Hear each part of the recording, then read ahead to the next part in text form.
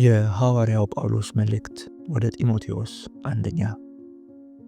በአዳኛችን በእግዚአብሔር ተስፋችንም በሆነው በክርስቶስ ኢየሱስ ትእዛዝ የክርስቶስ ኢየሱስ ሐዋርያ ከሆነው ከጳውሎስ በእምነት እውነተኛ ልጄ ለሆነው ለጢሞቴዎስ ከእግዚአብሔር ከአባታችን ከጌታችንም ከክርስቶስ ኢየሱስ ጸጋና ምሕረት ሰላምም ይሁን።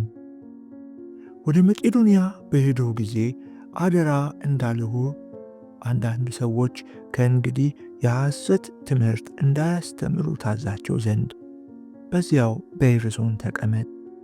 ደግሞም ለተረትና መጨረሻ ለሌለው የትውልዶች ታሪክ ራሳቸውን አሳልፈው እንዳይሰጡ እዘዛቸው። እነዚህ ነገሮች በእምነት ከሆነው ከእግዚአብሔር ሥራ ይልቅ ክርክርን ያነሳሳሉና፣ የዚህ ትእዛዝ ዓላማ ግን ከንጹሕ ልብ ከበጎ ሕሊና እንዲሁም ከእውነተኛ እምነት የሚገኝ ፍቅር ነው። አንዳንዶች ከእነዚህ ነገሮች ዘወር ብለው ወደ ከንቱ ንግግር ተመልሰዋል። የሕግ መምህራን ለመሆን ይፈልጋሉ። ሆኖም ስለሚናገሩት ወይም አስረግጠው ስለሚሟገቱለት ነገር አያውቁም። ነገር ግን ሰው በአግባቡ ከተጠቀመበት ሕግ መልካም መሆኑን እናውቃለን።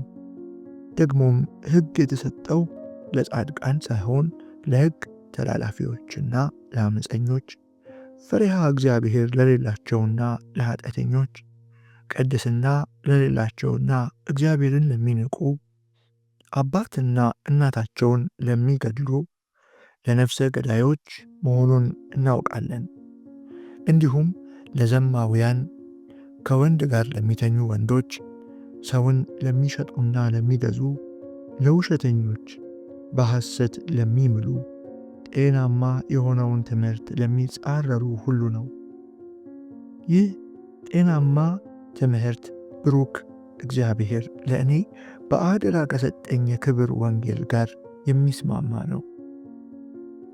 በአገልግሎቱ በሾመኝ ታማኝ አድርጎ የቆጠረኝን ብርታት የሰጠኝን ጌታችንን ክርስቶስ ኢየሱስን አመሰግናለሁ። ምንም እንኳ ከዚህ በፊት ተሳዳቢ፣ አሳዳጅና አመፀኛ የነበሩ በሆንም ባለማወቅና ባለማመን ስላደረግሁት ምሕረት ተደርጎልኛል። በክርስቶስ ኢየሱስ ከሆኑት እምነትና ፍቅርን ጋርም የጌታችን ጸጋ ተትረፈረፈልኝ። ክርስቶስ ኢየሱስ ኃጢአተኞችን ለማዳን ወደ ዓለም መጣ የሚለው ቃል እውነተኛና ሰው ሁሉ ሊቀበለው የሚገባ ነው። ከኃጢአተኞችም ዋና እኔ ነኝ። ነገር ግን ክርስቶስ ኢየሱስ በእርሱ ለሚያምኑና የዘላለምን ሕይወት ለሚቀበሉ ወሰን የሌለው ትዕግሥቱን ከኃጢአተኞች ዋና በሆንሁት በእኔ እንደ ምሳሌ አድርጎ ያሳይ ዘንድ ምሕረትን አገኘው። እንግዲህ ዘላለማዊ ለሆነው ለማይሞተው ለማይታየውና ብቻውን አምላክ ለሆነው ንጉሥ ከዘለዓለም እስከ ዘለዓለም ክብርና ምስጋና ይሁን፣ አሜን።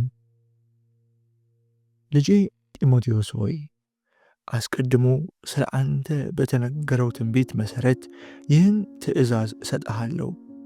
ይኸውም እርሱን በመከተል መልካሙን ገድል እንድትጋደል ነው።